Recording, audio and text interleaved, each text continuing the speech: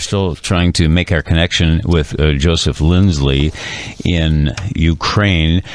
2 people have been killed, 1 injured in Russia's latest attacks on Kyiv, and that's where Joe is. And according to preliminary data, 2 people killed, 1 injured, according to the statement released today.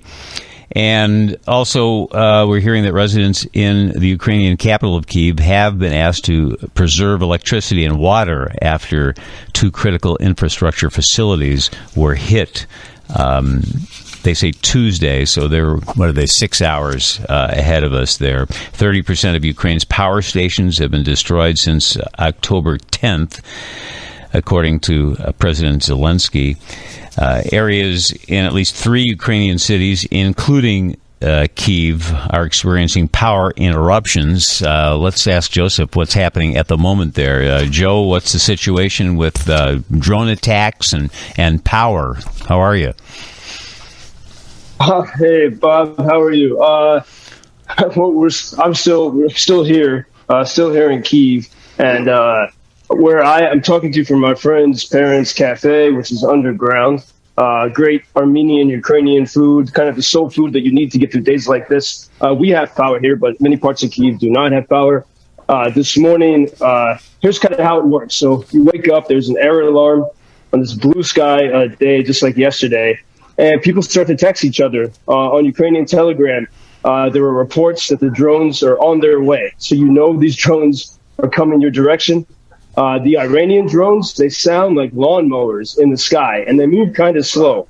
So you have time to think, and which is not necessarily, it's not necessarily good thinking, Mm-hmm. And so, for example, today, this morning, I would say everyone in Ukraine is kind of an action hero right now. I have a friend who's a filmmaker, and he describes it. This is an action hero society, but you still have existential moments. And I would say, so I felt that intensely today. I decided not to go to the shelter. I stayed in my room in the hotel, which is quite high up. And so I could see the whole city, the golden domes, the beautiful buildings from, hundreds of years ago, as well as the new skyscrapers. I could see 2 places that have been attacked in the past 2 weeks, including the Red Brick University and a tower that's about 20 stories tall that's been mostly bombed out. So you can see the effects of these missiles and rockets and drones as you wait for the next round to come your way. From where I was today, our neighborhood, my neighborhood in Kyiv was safe, but the left bank, power stations in the left bank of the Dnieper River were hit, and so people were without internet and power there. So it's the second day in a row of these strikes. I think today it was rockets. It was not the drones from Iran. And so we're just kind of watching and waiting. And I was thinking of the American song by Townes Van Zandt, "Waiting Around to Die." It's not a good feeling. Wow. And then I was saying this to a friend in our team, and he texted me his nuclear playlist. But actually, this had like French cafe music and Louis Armstrong and American blues and music from Elizabeth Cotten. And that good old American blues actually is what improved my mood and helped me get out of this existential, just waiting around and, okay, just get to work. Like do what the Ukrainians do. And as another friend said, it's like accepting death 10 times a day. You just have to accept it and keep going. A friend in Lviv, so we're all kind of texting each other as we're waiting for, whatever might happen. And my friend Yuri in Lviv said, "We have to be strong, but I don't know why." And so this is sort of the mood that we're in. People find different ways to get through it. I just saw a video yesterday as the Iranian drones were attacking Kyiv. There's a video of an old woman playing the Ukrainian national anthem on her accordion on her balcony. So there's incredible resilience. Meanwhile, the situation we have now, 30% of Ukraine's power stations have been destroyed. And today there were 3 missiles that hit the facility here in Kyiv. The city of Zhytomyr, not too far from here, completely without electricity. Hospitals are using generators. The cities of Kharkiv, Zelensky's hometown, and Kryvyi Rih, their infrastructure has been attacked since I talked to you last. And then last night, Russians had major strikes on the city of Mykolaiv on the Black Sea. And the city is without electricity as well. And then, as you were mentioning, the death toll from yesterday has increased. to 5. I just read the story. I think I mentioned to you yesterday, the pregnant woman who was killed. She died. She and her husband were both killed, hugging each other in that building that's right next to the train station, where I was breathing the smoke from the attack that killed them. And she was a well-known sommelier here. And, just regular people are being destroyed day by day. And then yesterday I had a warning, I would say before the war, in the days before February 24th, friends in America from my various adventures, working in Washington and New York, warned me that the war was coming. Those warnings are coming back in a way. And I think a lot of this is because, people are afraid, right now, obviously. And this is the moment where we actually, we have to be strong. And this one particular American was warning me to get out of there.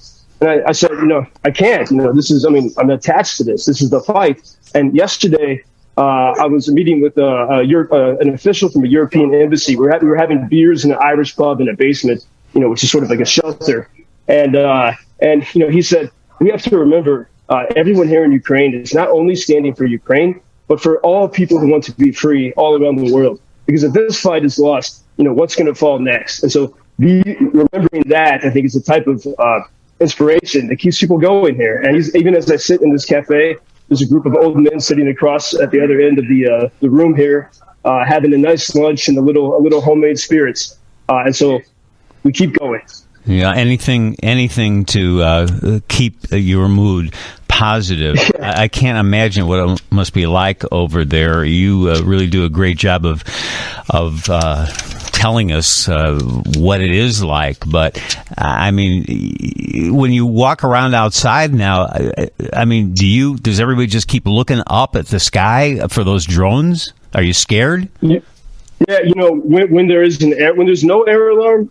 No, we pretty much, you can trust, at least in Kyiv, you can trust that system very well, the warning system. But when there is an alarm, yes. A lot of people are standing out on the sidewalk, having to smoke, talking quietly, but looking warily toward, the beautiful blue sky. And yeah, absolutely. Yeah. And then you listen for that terrifying lawnmower sound, up in the sky. Does any of this make you think, Joe, you know what? I got to get out of here. I got to leave. Well, that's what, my friends in Washington and other places were saying. But no, not for a second. I think, one thing, especially these past weeks, it's because things were over the summer, people got used to the rhythms of, the war-life balance, people call it here, instead of work-life balance. But, things have changed. The tone has changed these past 2 weeks. But that's where you see, people, we help each other. That's why, my friends all around the country today, during these alarms, everyone was texting each other and encouraging each other. And that's it. Like, as my friend said, we have to be strong. I don't know why, but we have to be, and we will be.